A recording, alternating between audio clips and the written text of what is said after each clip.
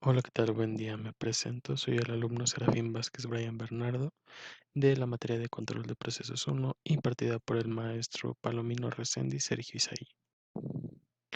Este proyecto lleva por título Simulación y optimización de llenado de tanques de agua en la planta de crudo y será presentado por un servidor perteneciente al grupo 8AV3. En el proyecto me gustaría hablarles un poco acerca de la extracción petrolera y cómo se lleva a cabo.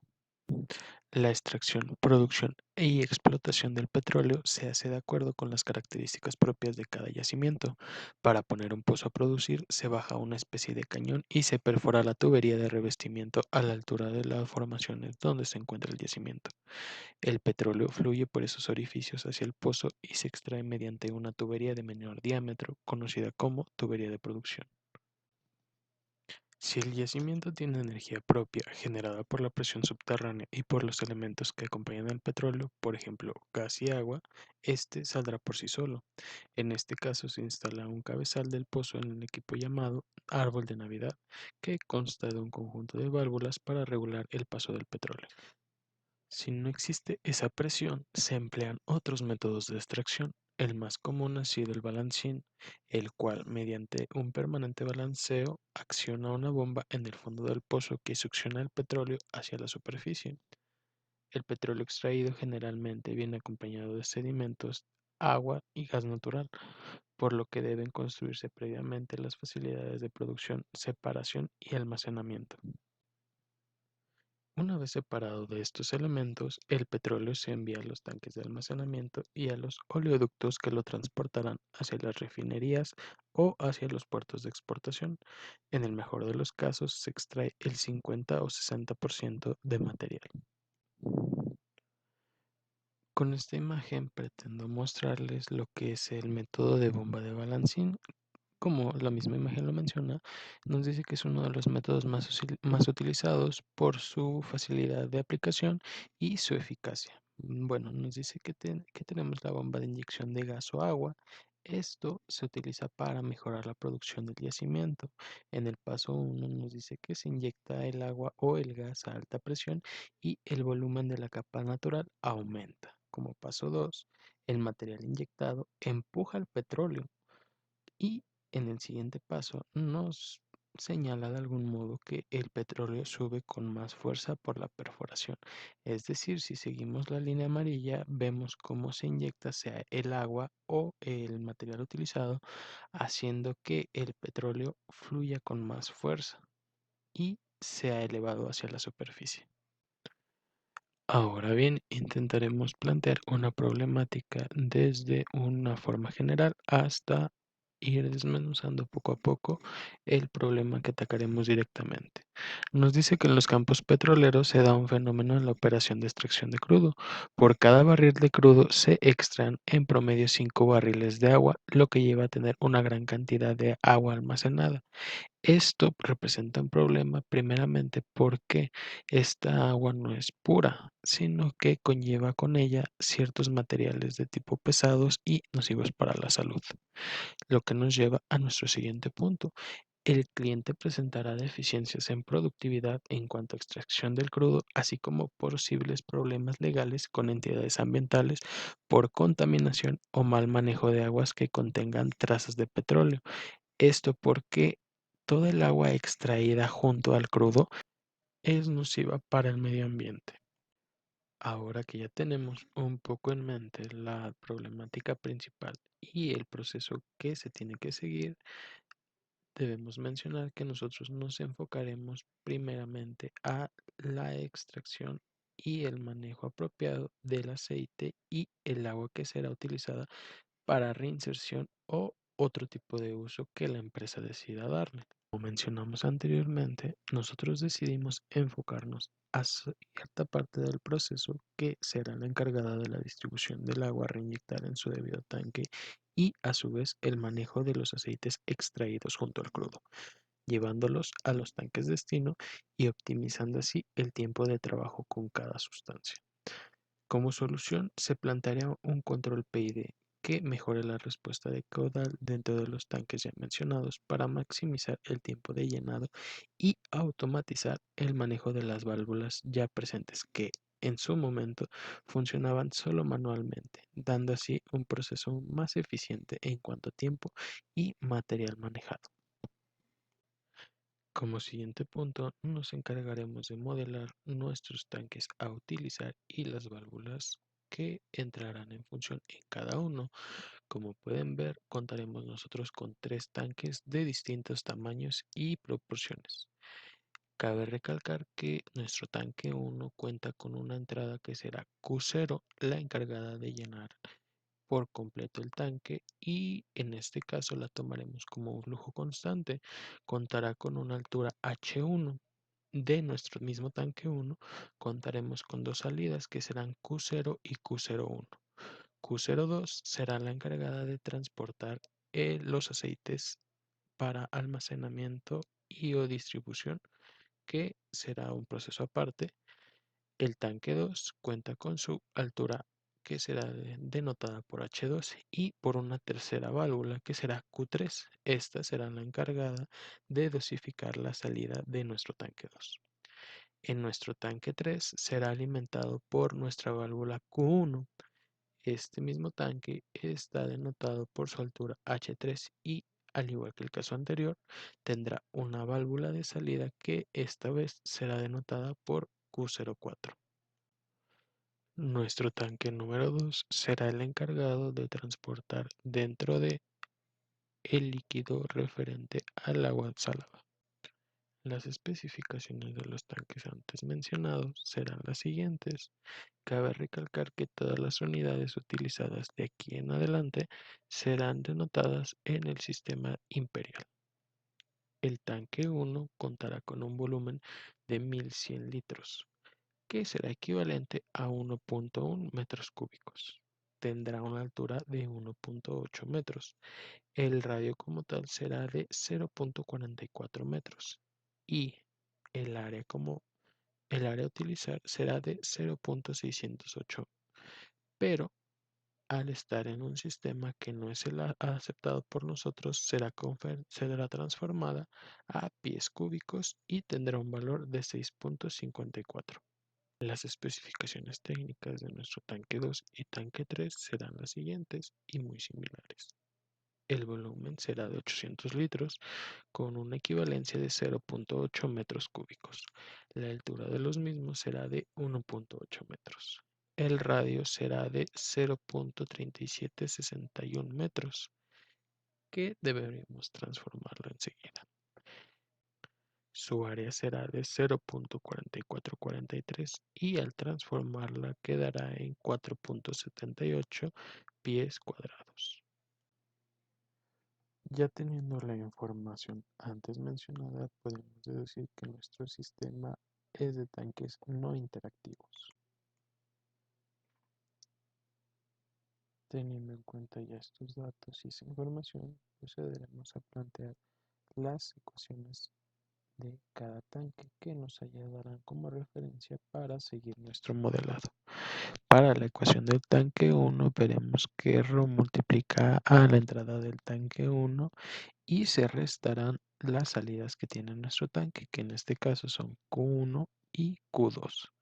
Esto dará igual a Rho multiplicado por la derivada de la altura 1 sobre dt. Con esta ecuación finalizada, procederemos a formar dos subecuaciones que nos ayudarán a definir lo que será más adelante Q02 y Q01. En este caso, Q02 será igual a el coeficiente de la válvula 021, que multiplicará a la raíz cuadrada de H1 de T. Este mismo procedimiento será utilizado para calcular la ecuación de nuestro tanque 2 y 3, teniendo cuidado de poner atención a las entradas y las salidas que cada uno de nuestros tanques presenta y mantener un orden creíble y que sea seguro de entender. Siguiendo con el procedimiento planteado en clase, procederemos a sustituir y multiplicar nuestras ecuaciones principales por 1 sobre ρ. Las ecuaciones a sustituir serán las antes mencionadas como 1A, 1B, 2A, 2B, 3A y 3C dentro de nuestras ecuaciones principales para proceder al siguiente paso de linealización. En esta parte linealizaremos nuestras ecuaciones y construiremos las variables de desviación. Como se puede observar en nuestra ecuación número 7 ya contamos con nuestra Q0 de t menos C01 por H de 1 de t menos C02 H1 de t, que nos dará un igual a A1 multiplicando a dH mayúscula de 1 de t sobre dt, y así sucesivamente con nuestras ecuaciones 8 y 9. El siguiente paso, como podemos observar, es plantear las ecuaciones a partir de los valores de K1 y tau, que irán cambiando de subíndice dependiendo de la ecuación que estemos tratando, siempre llevando el mismo orden que se nos mostraba en los ejercicios tomados en clase o tratando de asemejarlos según el proceso se preste. En este paso también procederemos a la creación de nuestros valores o ecuaciones mencionadas como K1, K2, K3, Tau1, Tau2, Tau3, que serán de vital importancia para el desarrollo de nuestro modelo y de nuestro PID. Como último paso dentro de nuestro proceso de modelado, aplicaremos la transformada de Laplace a las ecuaciones antes obtenidas, dando por resultado la función de transferencia deseada. En este caso, nuestra ecuación 13 será h1 de s igual a k1 sobre tau 1 de s menos 1. Nuestra ecuación 14 será h2 de s, que será igual a k2 sobre tau 2 de s más 1, y nuestra ecuación número 15 tendrá por valores h3 de s igual a k3 sobre tau 3 de s más 1. Para el cálculo de los coeficientes de las válvulas, nosotros propusimos el llenado de esta tabla, en la cual se nombra la sustancia, la fórmula, la densidad relativa, el caudal y, por resultado final, el coeficiente de la válvula CB. Las sustancias utilizadas dentro de nuestro proceso son el aceite mineral y el agua salada. La fórmula del aceite mineral es CXHV.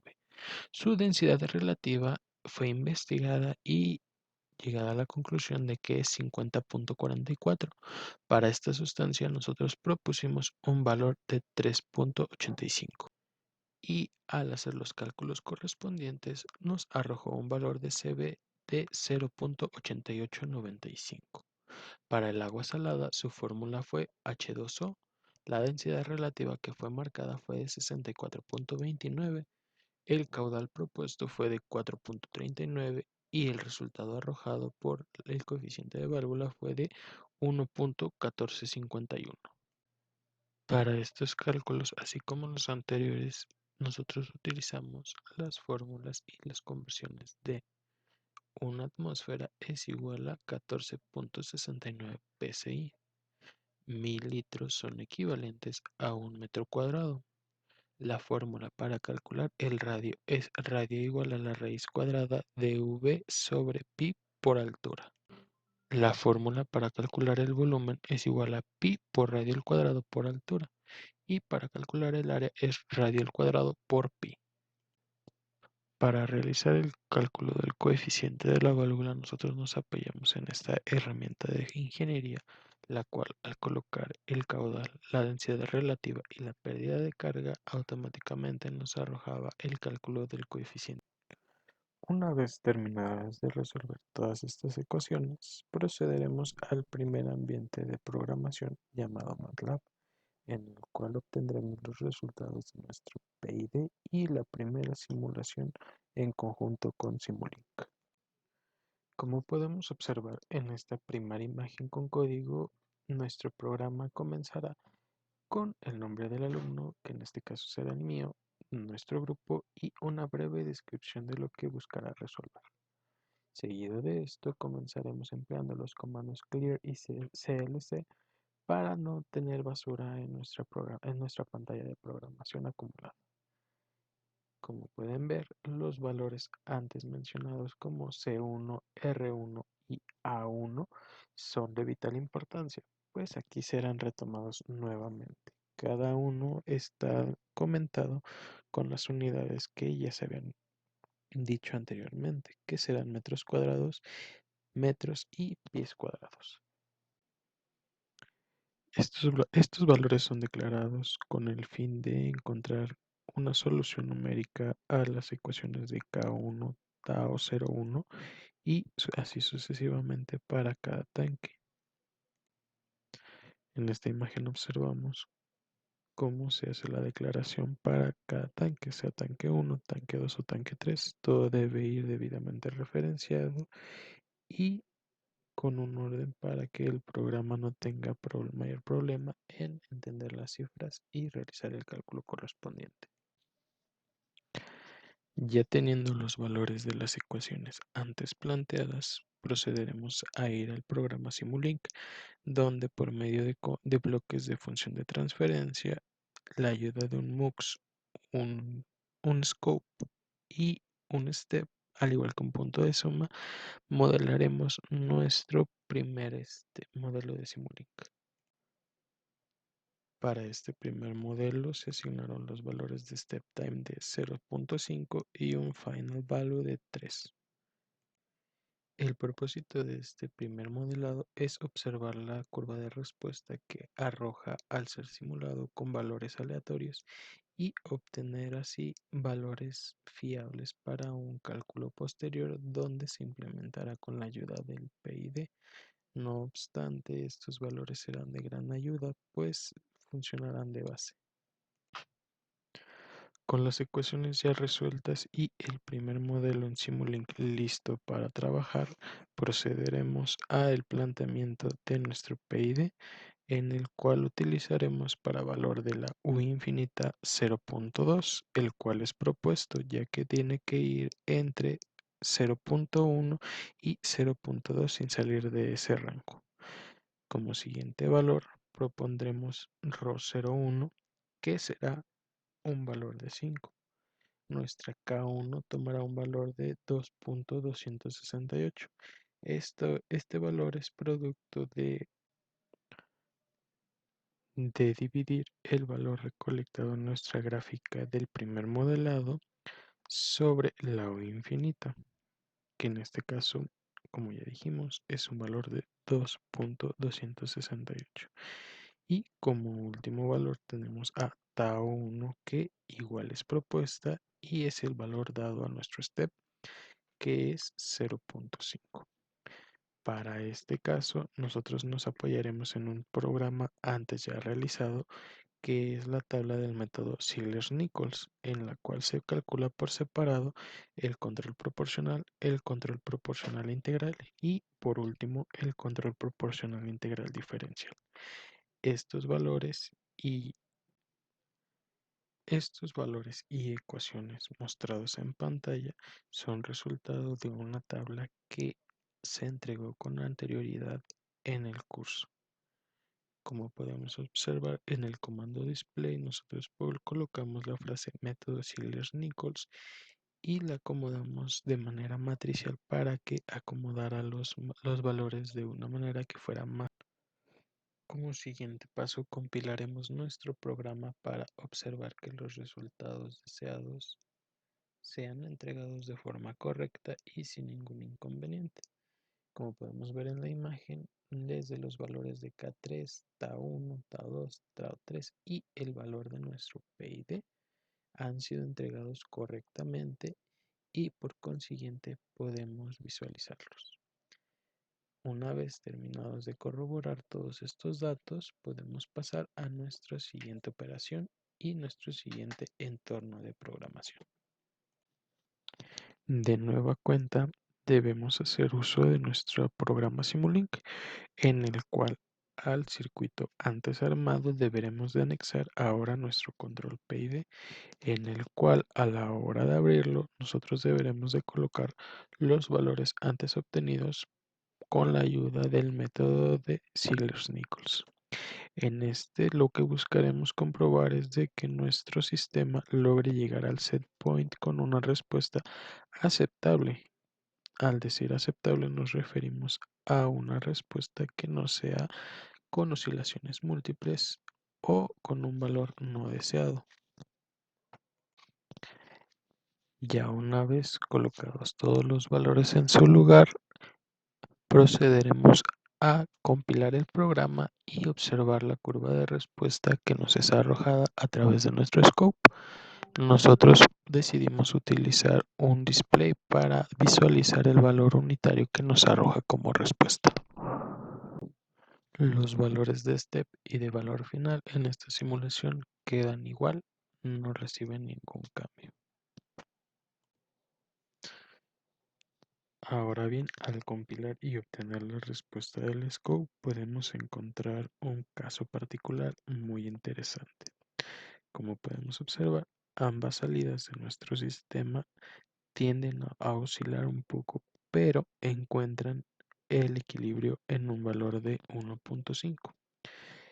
Esto, a pesar de ser bueno a primera vista, cabe recalcar que no es del todo funcional, ya que nuestro set point, como antes había marcado, está en el punto 3.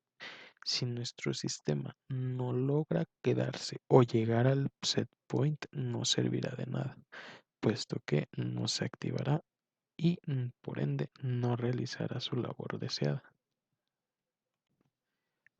Al no obtener la respuesta por este método de programación, se fue a la segunda opción, que fue probar un control de diferentes magnitudes, en este caso un control P, un control PI, un control PD, y en el ámbito siguiente se llegó a programar otro tipo de PID, ya que la función principal de esta programación es de que nuestro sistema alcance el set point y logre operar de una forma más eficiente a la cual se tenía establecida.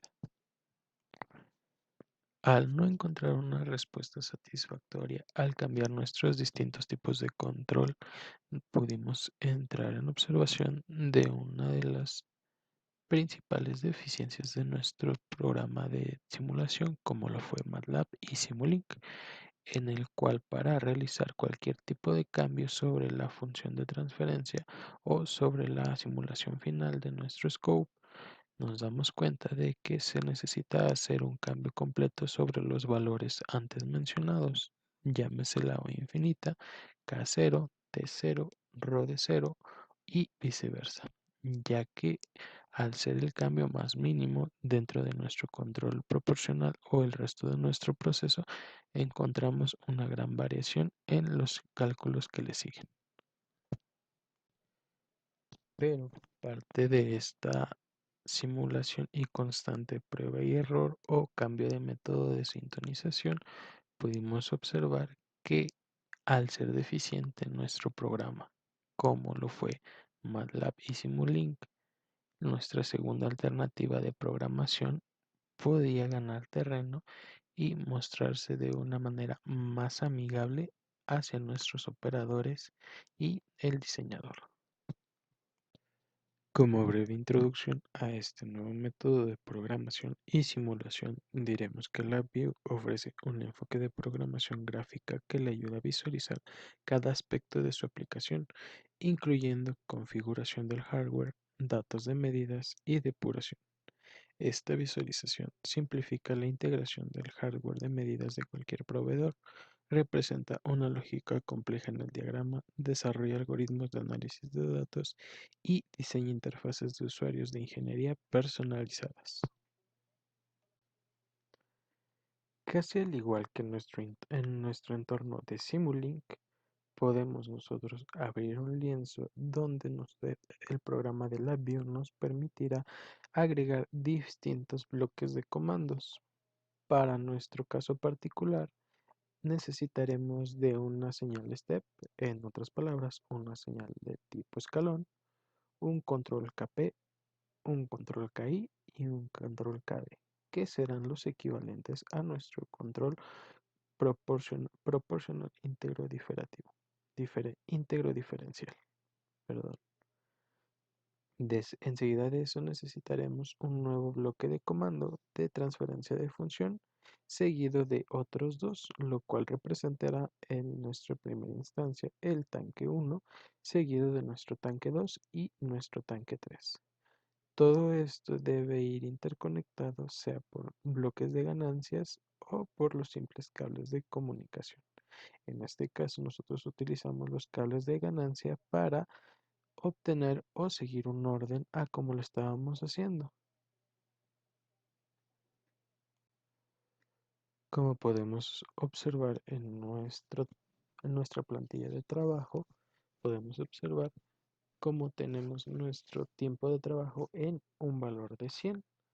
Tenemos conectada nuestra salida y a un costado del lado derecho de la pantalla, parte baja, observamos el menú de indicaciones que le podemos dar a nuestro programa.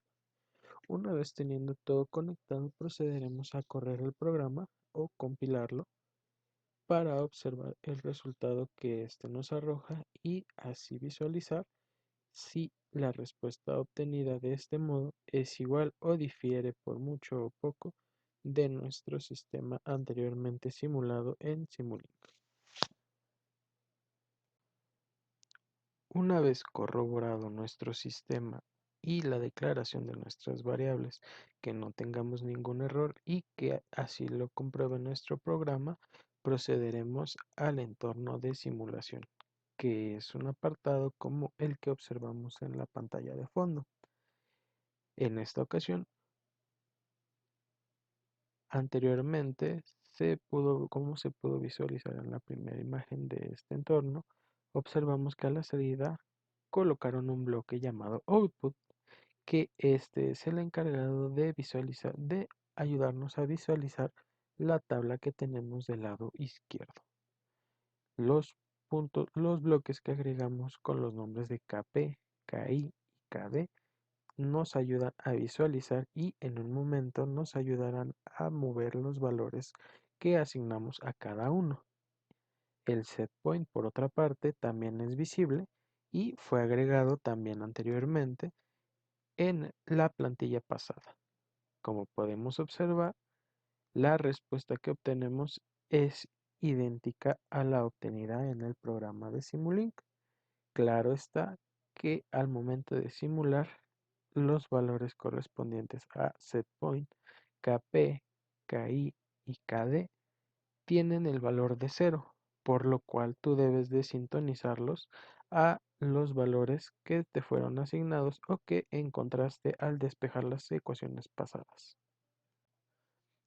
Como ya se había mencionado y ahora más visible, podremos darle solución a este problema que no pudimos de alguna manera solucionar en el entorno de Simulink.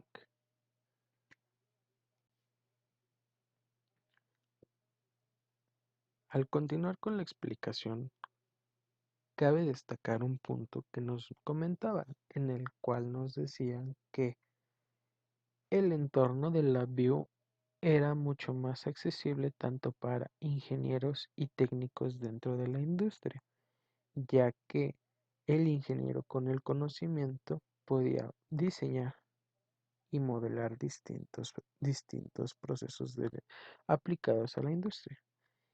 Y el técnico, a pesar de no tener el conocimiento, podía seguir las instrucciones del ingeniero, ya que la interfaz del usuario es demasiado accesible y de alguna manera, si lo podemos ver así, es fácil de manejar.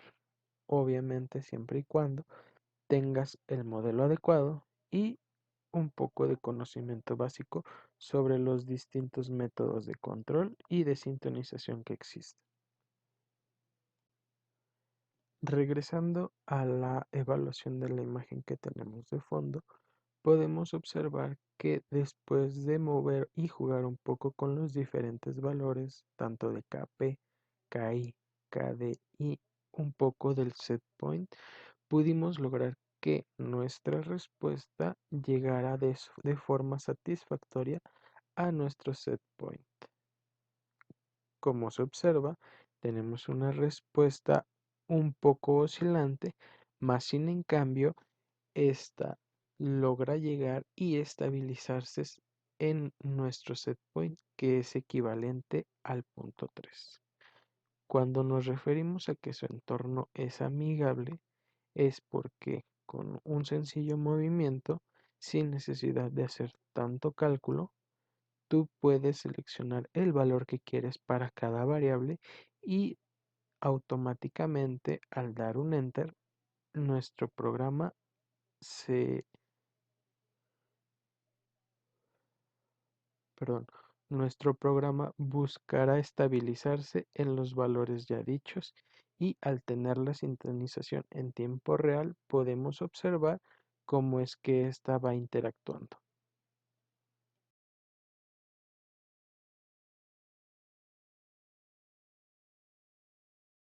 Con el propósito de hacer un poco más didáctica la respuesta final al video, se mostrará cómo es que la respuesta cambia en tiempo real y cómo es que la view te permite tener un poco más de control sin la necesidad de regresar y hacer tanto cambio a todo tu proceso y adaptarlo solo a la gráfica de respuesta final. Como podemos ver, aquí tenemos nuestra respuesta con una oscilación un poco grande y que en este caso ya llegó a nuestro set point de punto 3. Pero, ¿qué pasaría si la respuesta de KP fuera bajando, fuera bajando? Como podemos ver, la oscilación comienza a crecer y al llegar a un valor cero, las oscilaciones se vuelven más constantes. Regresamos el valor de KP a un aproximado del que se encontraba y en esta ocasión movemos KI. Como podemos ver, va aplanando un poco más esa curva de llegada. Pero conforme vamos bajando, vemos cómo al llegar a cero se aleja totalmente de nuestro set point y de alguna manera mantiene la primera oscilación encontrada en la gráfica. De nueva cuenta, subimos, nos tratamos de pegar lo más posible a nuestro set point, llegando de esta manera al valor antes mencionado o antes visto, y en esta ocasión moveremos el control derivativo.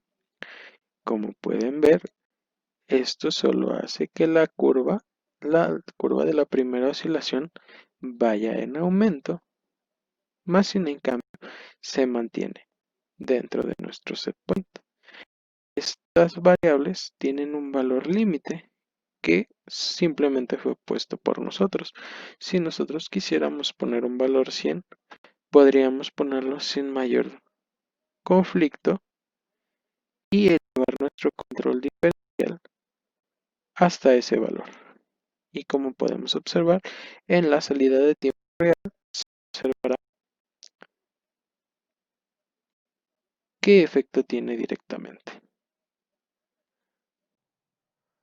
Después de tener la comparativa de ambos resultados y entornos de simulación, como lo fueron en este caso Simulink y LabVIEW, podemos llegar a la comparativa de que tanto como en Simulink como en LabVIEW llegamos al resultado o se pretendió llegar al resultado.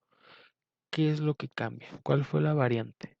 Que LabVIEW se presentó a realizar un cambio o una sintonía mayor sin necesidad de tener que cambiar o alterar todo el proceso ya establecido. LabVIEW sin necesidad de cambiar cálculos o diferentes cosas pudo concretar un cambio de resultado y apegarse a nuestro resultado deseado de una manera fácil y sencilla. dejando claro que es su interfaz mucho más amigable que la de MATLAB.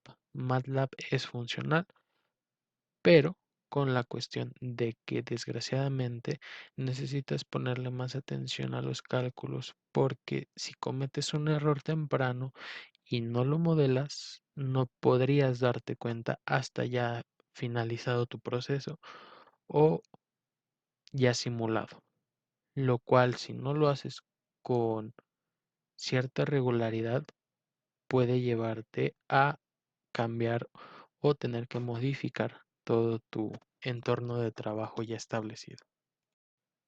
Como tema de discusión queda pendiente la comparativa entre tiempos de simulación y tiempos de respuesta.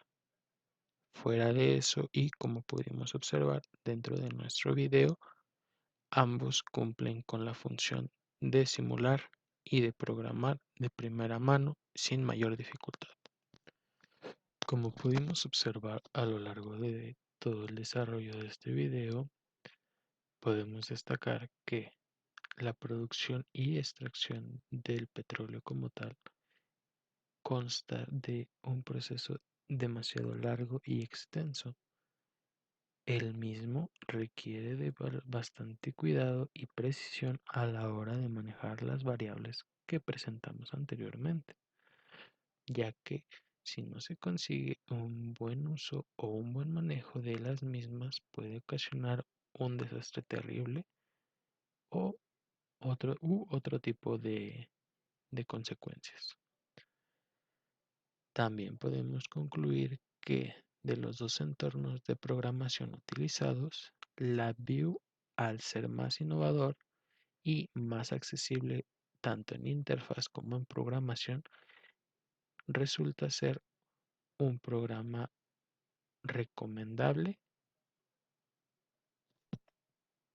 eficaz a la hora de cumplir con sus deberes. Más sin en cambio, para las personas ajenas al ramo de la ingeniería o carentes de una membresía como lo son los alumnos del Instituto Politécnico Nacional, este es un recurso fuera de alcance ya que los costos por manejo del programa son excesivamente caros. Por otra parte, MATLAB, a pesar de ser un poco más pesado en su manera de manejar los archivos, de manejar los cálculos, resulta ser una opción un poco más factible viéndolo por el aspecto de costos. Otro punto que cabe analizar es la respuesta que tiene cada uno en tiempo real, dejando claro que MATLAB no ofrece una respuesta en tiempo real, más en cambio LabVIEW sí, y como pudimos apreciar en lo largo del video, es de muchísima ayuda estas herramientas que ofrece el programa. Referente a los cálculos y a los métodos utilizados, podemos observar también que no son tan complejos como llegase a parecer. Simplemente perdón, al momento de plantear las ecuaciones y de diseñar los diferentes modelos, sea del diagrama de bloques o el modelo de nuestros tanques, debemos ser cuidadosos a la entrada y salida de nuestras variables, ya que de no ser lo suficientemente cuidadosos al declarar, aunque sea una variable, los cambios en nuestro diagrama, en nuestro modelo y en nuestras ecuaciones serían garrafales, llegando al punto de tener que volver al punto de inicio si no se encuentra el error antes mencionado o cometido. Más sin en cambio, se sabe que dentro de la industria y dentro de cualquier proceso que conlleve el manejo de maquinaria pesada, siempre está de más ser el precavido y mantener en orden todas las funciones. Otro punto que cabe recalcar antes de terminar es que las herramientas con las que contamos a día de hoy, como la calculadora que se usó para calcular el coeficiente de la válvula, los dos entornos de simulación y los mismos editores de video presentan una gran facilidad de alcance y de motivación a la hora de trabajar. Más sin en cambio, es bien sabido que debemos de tener un conocimiento previo para cualquier tipo de programa o diseño que intentemos manejar dentro de nuestro entorno de trabajo.